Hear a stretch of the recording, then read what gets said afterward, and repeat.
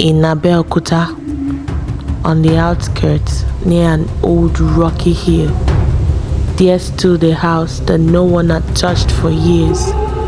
Its walls were cracked, its zinc roof half torn away by storms. Yet, people crossed the road whenever they neared it. Children refused to walk past at dusk, and even Okada riders spat on the ground before speeding by. The house once belonged to Chief Adetayo, a wealthy man who died in 1998 under strange circumstances. Rumor had it that he performed rituals inside the house, rituals that demanded more than goat or chicken. Some whispered about missing apprentices. Others swore they saw Chief's car arriving at midnight, headlights off, carrying bodies wrapped in white clothes. When he died, the compound became silent but not empty. For 2 decades, the house stood untouched.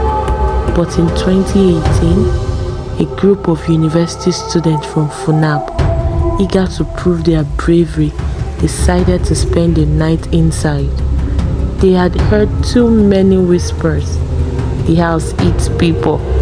Blood drips from the ceiling on moonless nights. You will hear Chief still chanting his rituals. To them, it sounded like a ghost stories. They wanted proof. One rainy Saturday in July 2018, 5 of them entered with torches, cameras, and bottles of gin.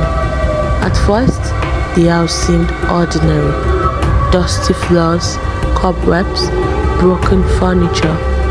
They laughed at the warnings, drinking and recording themselves. But then, things began to change. Their torches flickered at the same time. A clock, not broken, began to tick. One student swore he saw footprints on the dusty floor, wet footprints leading deep inside. They followed the trail into the inner room when the walls were covered in faded chalks, markings, and dried palm fronds. In the center stood a clay pot sealed with black wax. The air grew heavy, thick with the smell of blood and iron. Suddenly, the pot cracked on its own.